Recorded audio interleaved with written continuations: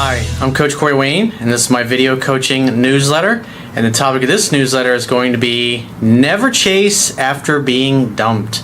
Well, I've got 4 emails I'm going to go through with you today, but before we get into the first one, I've got a quote that I wrote I want to share with you in this topic, and then we're going to go ahead and jump right into the first email.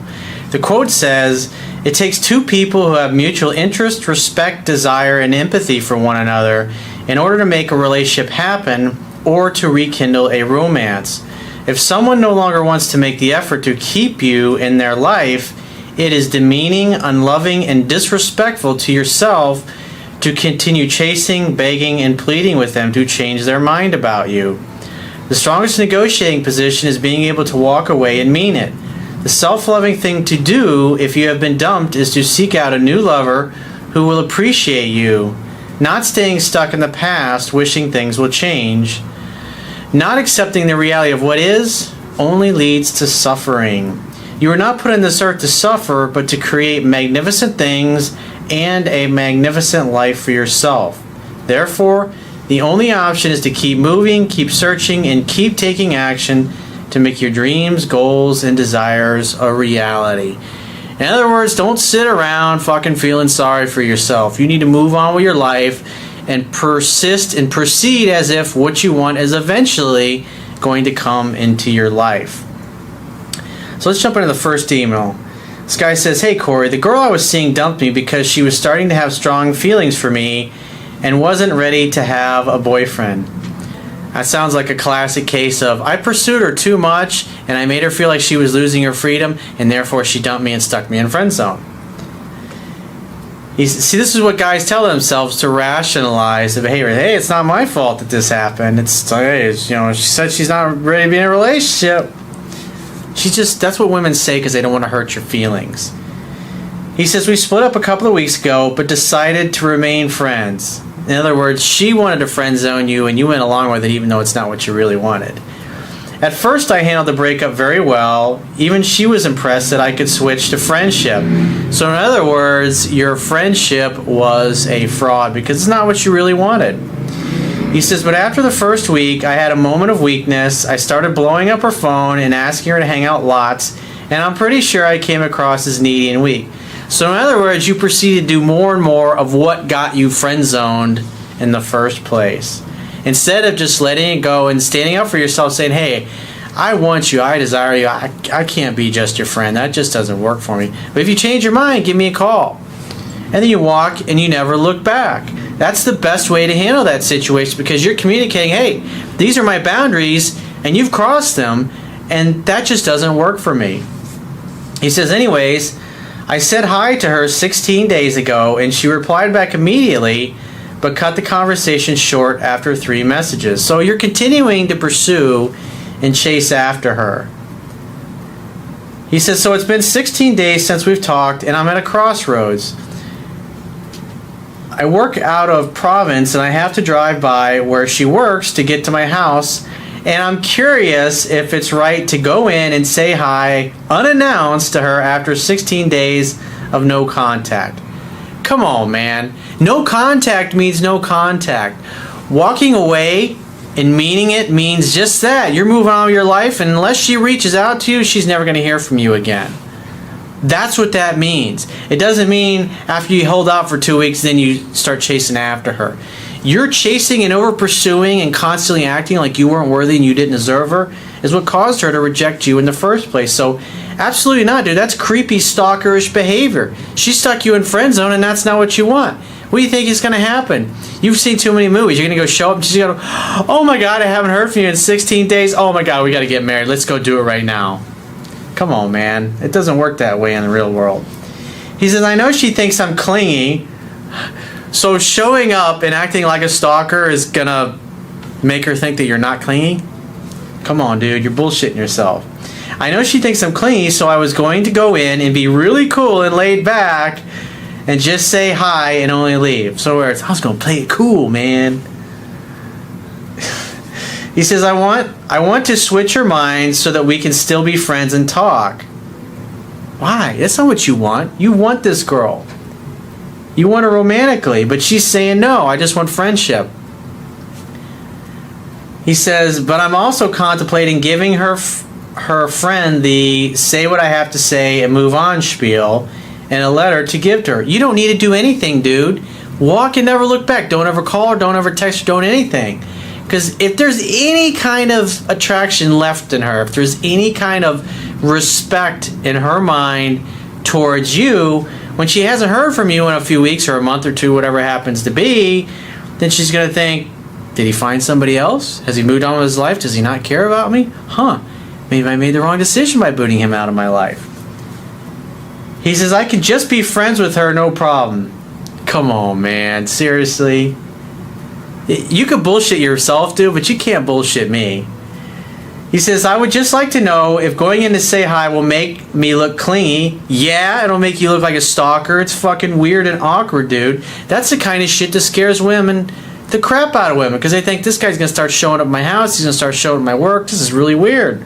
It's going to turn her off even more. It's not going to help your case, dude. I know you see that shit in movies all the time, but it doesn't work in real life. This is how you get a restraining order against you.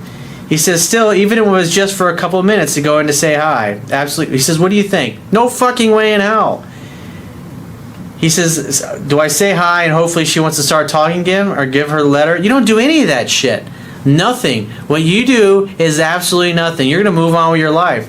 And you're going to read my book 10 to 15 times. And for those of you watching this that haven't gotten the Kindle version downloaded to your smartphone or electronic device or computer yet, or you want to get a paperback version of it, go to my website right now.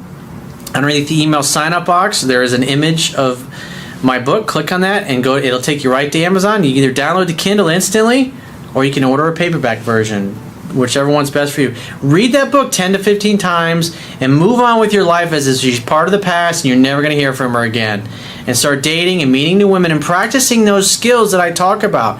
Because you got to overcome this neediness and this insecurity. And if she ever reaches out to you in the future, assume she wants to see you and make a date. So when she does, if she reaches out, you just say, hey babe, great to hear from you. I'd love to see you. When are you free to get together? Tuesday? Great, I'm free Tuesday as well. How about 7 o'clock? Why don't you grab a bottle of wine, come on over to my place, and we'll make dinner together. Hang out, have fun, and hook up exactly like I talk about in the book. You got to learn the fundamentals. It's the only way, not only that you could potentially be successful with her, but also with new women. You got to clean up your game because it sucks right now. Because every time you act this way, every woman across the board is going to reject you for acting like a creepy stalker because you make women feel like they're going to lose their freedom by dating you or being involved with you romantically because they can tell that you're more into them than they are into you. You got to overcome this because your strategy that you're employing is one for failure. So let's get to the next guy's email. He says, hey Corey, I met this girl at a happy hour gathering of young professionals recently. We're all from the same European country together and we get together regularly. I'm 28 and she's 24. Anyhow, I went out with her in January for drinks. She was touching me and complimenting me. So within an hour of our date, we started kissing and making out. Good fucking job. So far, so good. She even told me verbally that she liked me a lot. I invited her to my place, but she didn't come. The correct way to handle that is you say, hey, because especially if it's getting close to closing time, you say, would you care to join me back at my place for a glass of wine or a glass of champagne or tea or coffee or whatever it happens to be? And she can say yes, she can say no. And if she says no, then if the evening's ending and you got to work the next day, because I assume this is probably like during the middle of the week, you can say, let me get your phone number and I'll give you a call next week sometime and we'll catch up. Walk her to a car, give her a kiss. But if it's a weekend and you're out and she says, no, let's just hang out here, go to another place that's maybe around the corner, throw some darts, shoot some pool, just some place where you can hang out and continue building rapport. And then maybe an hour or so later, when you're all over each other again, you say, hey, would you care to join me back at my place for a cup of coffee or an espresso? And then when she's a little warmer, she'll say, sure. Then great, why don't you follow me back there? I'm parked over here. It's that simple. It's part of the trial close. Read my book 10 to 15 times to learn the fundamentals. You get better with this stuff. The more you practice this, the more you have situations like this happen, the better you're going to get because over time your sensory acuity is going to develop and you're going to become really good at reading the subtle cues of when a woman is ready to, in essence, go home with you. He says, I texted her 4 days afterwards to make the second date. When are you free to get together again? She never responded. Well, that's not a good sign. Maybe she was just drunk. Maybe she has a boyfriend. Maybe she's got a guy that she really likes. And when she's sober and she gets a text from me, she's like, I'm not really into that guy. He says, last week we had one of those happy hour gatherings again with the same group, and she showed up. I kept my cool and was friendly when I greeted her. We were talking to other girls most of the time, and when I talked to her briefly, she was touching me and telling me that I looked great. Well, those are all signs of attraction. At some point late in the evening, I sort of isolated her from the rest of the group. It was a big lounge. We started kissing and making out again. Her kissing and touching was so intense, as if we had been in a relationship for years. That's part of your problem. You're focused on a relationship. This is what happens when a man and a woman really like each other, and they're not holding back. They're all over each other. But in your mind, you're thinking, relationship, I'm going to make this girl my girlfriend, and that's the vibe you're putting off. It's going to cause a woman to start to feel like she's going to lose her freedom. In other words, she can't just hook up with you and have unattached sex because she knows you're going to get attached and become all clingy and start acting like her boyfriend, even though you might have just hooked up with her one time. He says, again, she told me she really liked me, and at that point I told her that her actions were not congruent with her words, given that she never responded to my message when I asked her to get back together back in January. Bad way to go, dude. Now you're using logic and reason. It's like, this is stupid. You're totally torpedoing your chances. She said she thought I didn't care enough. It felt like my intelligence was undermined, and as if she was bullshitting me right in my face with a silly, counterintuitive excuse. What she's basically communicating was that she felt like, in other words, you made her feel like you were just going to fuck her and blow her off. And women are more concerned about an emotional connection, developing an emotional connection with somebody. And you probably came across, because of what she said, that's what that tells me, you came across as a horny guy just trying to get laid. Why? Because you were rushing things. He says, I told her, you have a different perception of caring than most people do. What do you want me to do? You never ask a woman a question like that, dude. Can you imagine James Bond going, what do you want me to do? You're the man. You're supposed to be the leader. You're supposed to know this shit. She doesn't want to teach you how to be a man. All you're communicating is you don't understand jack shit about women, and this is pretty much how it goes. When you meet a woman, you like her, it never goes anywhere. Because this is your frustration coming out. You're totally shooting yourself in the foot, dude. He says, what do you want me to do? Be creepy and come outside your house with a sign asking you out, or blow your phone up with messages? That's not going to happen. We kissed some more, and she said we can get together the following weekend. I invited her again to my place that night, but she said she was tired and a bit tipsy, so I helped her get a cab. I texted her 3 days after that encounter to arrange the details of our get-together, saying at the end of that text, non-responses are not acceptable at this time, with a smiley face. Come on, man. Seriously. Do you honestly think that's... So in other words, what you're trying to do is twist her and manipulate her and say, I know you're going to probably blow me off, but don't you dare. Because this is what always happens to me. A guy who's successful woman would never fucking talk like that, would never say those kinds of things. She has not responded yet, and my gut feeling tells me that she won't. Yeah, I would seriously doubt you will hear from her. You've pretty much cock-blocked yourself right out of a good opportunity. He says, I don't know if I'm missing something here, or if I've made mistakes. I'm sure I will run into her again in one of the future happy hours with our group. How do you think I should handle things? Just like you did the last time. Hang out, have fun, and hook up. And don't be a dick, don't be confrontational, and don't be like a monkey in a cage at a zoo who's masturbating and throwing his jizz at everybody. That's how you're acting. He says, I'm dating 3 other women at this point. It's thanks to your material, but this seems a bizarre situation. Let me know how I should proceed, if I should contact her again after some time. Absolutely not. Don't ever contact her. Don't ever call her again.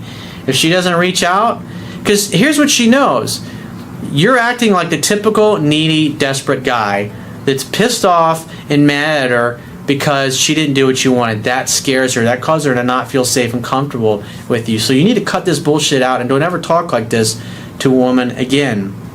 Act like the charming James Bond. But this is how you learn, is by fucking up. And I pointed out what you did wrong here, and you should never say those kinds of things again. So I would just wait to hear from her. And if you happen to see her again at another event, do the same thing. But don't ever confront her, or it's like you got to slow things down a little bit here. You're obviously rushing things, and you're making her feel uncomfortable. And, there's a really good chance that you've pretty much blown it with this girl. There could be another guy in the picture. You don't really know. She could be emotionally fucked up. You don't know. But she's been drinking, And so she's all over you when she's drinking, but when she's sober, she's not. So that should tell you something. Because when she's sober, she doesn't reciprocate. Well, maybe she only makes out with you because it's a fun thing to do, and plus she's drunk. Therefore, when she sobers up, she doesn't want to do it. What does that tell you? Look at her actions. Well, obviously she's not really that into you. So let's get into the third email. This guy says, hey coach, here's an update as what's transpired since our last email. I remained in my center. I didn't contact my ex. I continued dating and working on my purpose and being the strongest version of myself. Good fucking job. She texted me recently to see how I was. I told her I was doing great and I would be home in 2 weeks and I would love to see her when back home. I had to go to Europe for work and she texted while I was there and asked for some pictures. I sent her one picture and told her that the rest I would show her in person. She didn't respond, and he puts testing me in parentheses. A week and a half went by and I was already 2 days into my trip when she reached out. I was visiting a friend's house when she texted me at 11:30 on a Friday night. She said, hi, I hope you're okay. It's a beautiful night, and sent me a picture of the moon over the ocean. Notice how you didn't do anything. You didn't do any pursuing. You just waited for her to continue to come to you. This is what you do when you're trying to get an ex back. You don't invest any effort. You let her come to you. I saw the message 15 minutes later and replied, looks good. Where are you? She told me a name of a town. It was 45 minutes from her house, and I texted, okay, I'm at a friend's house, and I would love to see you when she's available. And she replied, you're here? And I said, come on, woman. You know I've been here since yesterday. She said she thought I was arriving in another week and proceeded to call me. We talked briefly, and I tried setting a date, but she said she had a lot of things going on, and I told her once again to get back to me when she was available, and she said she would. She reached out the next night on her way back from a family gathering saying she wanted to see me and was on her way back to the city. She said, I'm trying to make time to see you, she said, and I told her where I was, and she showed up. We met for 30 minutes and had a good time. She called me the next evening and said, I'm done with all my responsibilities. I have my daughter with me, but my time is yours. In other words, she's got her kid with her, so things can't go too far with you. He says, I decided to go to a chain restaurant that we all like. When we arrived, there was a wait time, and she got into a little diva moment and then said we should go because she didn't want to wait. I looked at her and calmly said, we're here. Let's find out what the wait is. If it's too much, then I'll take you guys somewhere else. She must have seen or felt something because she just nodded and sat down to wait. You were being the leader.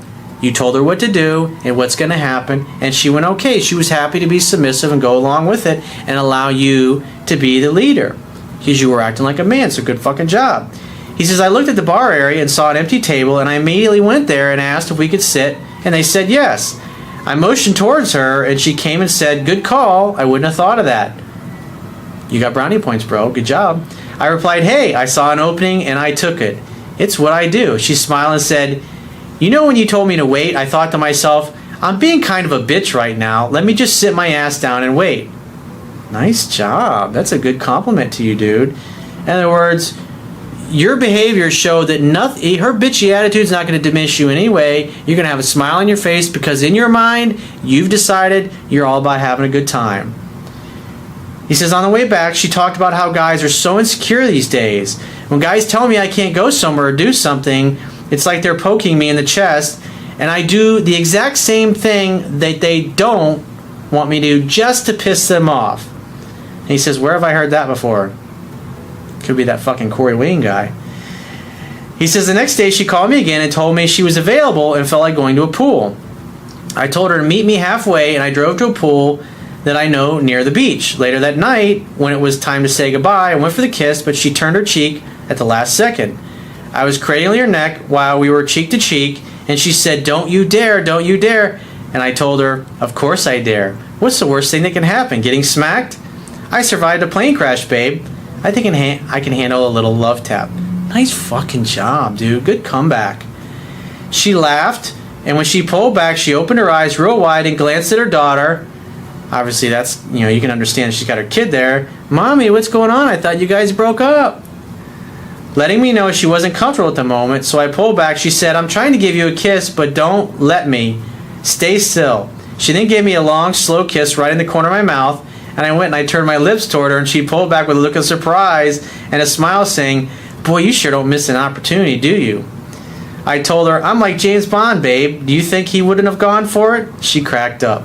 Fucking good job, dude. You've been paying attention. And I left and said goodbye, and she was looking at me with a smile and puzzled. What has gotten into him? Who is this guy? Kind of look on her face. Good fucking job, dude. Thank you for everything, Coach. Where should I go from here? How do I walk the fine line of mysterious/cold fish on this one? Do I reach out in a week or just wait? Absolutely not. You don't do anything. She's chasing you. She's reaching out to you.